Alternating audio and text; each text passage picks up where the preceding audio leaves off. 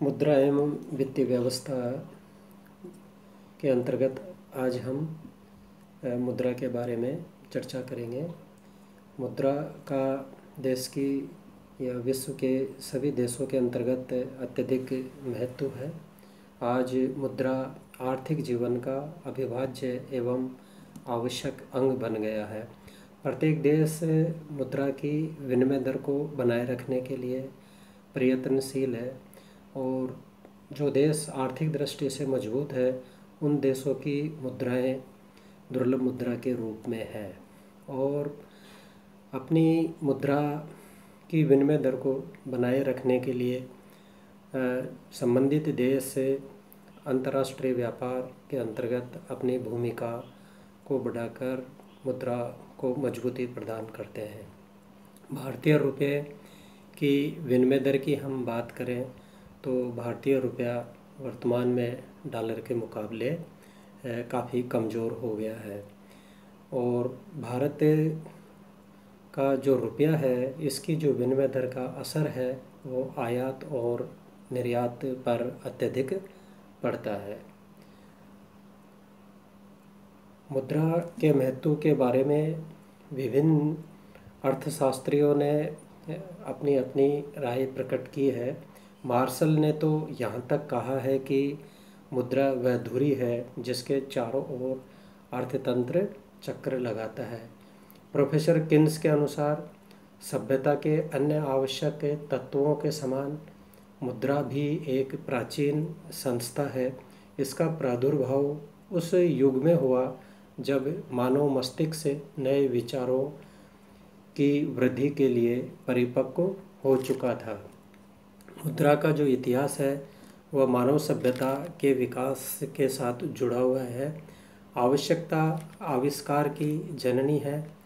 मानव की विनिमय की आवश्यकताओं ने मुद्रा के आविष्कार को जन्म दिया। सभ्यता के विकास की प्रारंभिक अवस्था में मानव की जो आवश्यकताएं थी वे अत्यधिक सीमित थी और सभ्यता के विकास के साथ साथ आवश्यकताओं में वृद्धि होती गई और इससे विनिमय आवश्यक समझा जाने लगा। वस्तु विनिमय युग में बार्टर की शुरुआत हुई।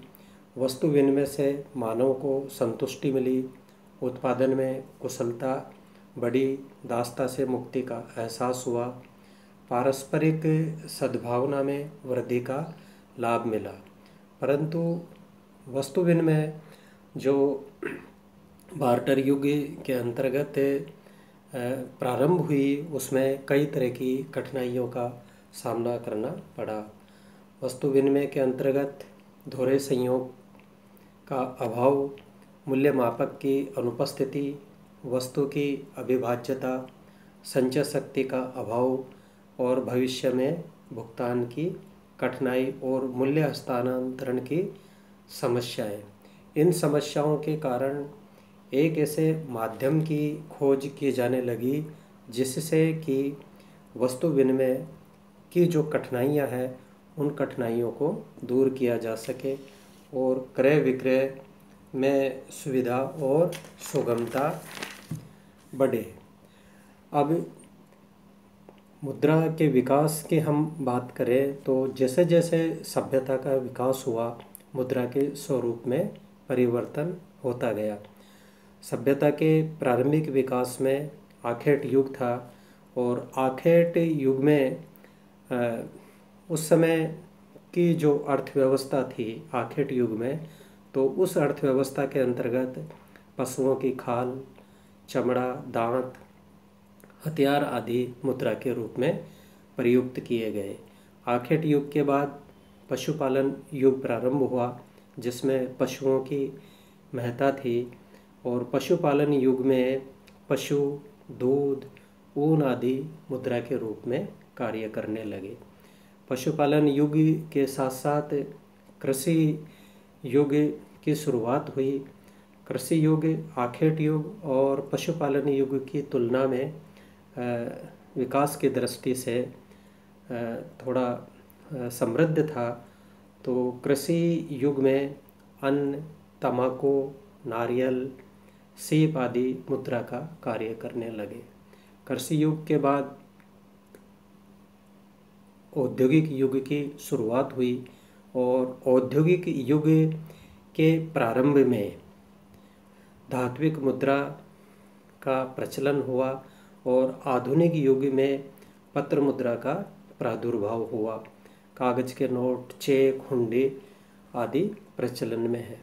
मुद्रा के शाब्दिक की हम व्याख्या करें तो मुद्रा अंग्रेजी भाषा के मनी शब्द का हिंदी रूपांतर है, पर मनी शब्द की जो उत्पत्ति है वह लैटिन भाषा के मोनेटा शब्द से हुई, जो रोम की देवी जूनो का प्रारंभिक नाम था।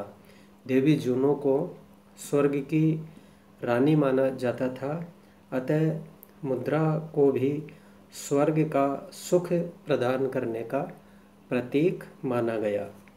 दूसरी विचारधारा के बारे में हम विचार करें तो दूसरी विचारधारा के अनुसार मुद्रा शब्द की जो उत्पत्ति है वह लैटिन भाषा के पेकुनिया शब्द से मानी गई, जिसका संबंध पिकुस अर्थात पशुधन से है।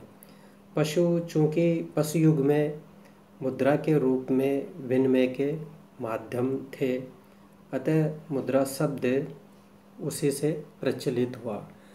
तो इस प्रकार मुद्रा की जो शाब्दिक व्याख्या है वह लैटिन भाषा के मोनेटा और दूसरी विचारधारा के अनुसार पिकोनिया, जिसका संबंध पशुधन से है।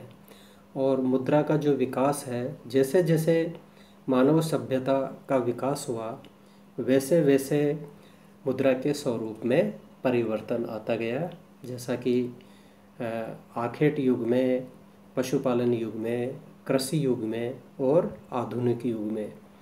तो मुद्रा का स्वरूप बदलता गया और जिस जिस युग में मुद्रा का स्वरूप प्रचलन में था, मुद्रा जिस रूप में प्रचलित थी, उसमें कठिनाइयाँ आने पर बाद के युगों में मुद्रा के जो रूप है उसमें मुद्रा के जो विभिन्न स्रोत है उसमें परिवर्तन होता गया और आज मुद्रा देशों की अर्थव्यवस्था का जो आईना है बन गया है।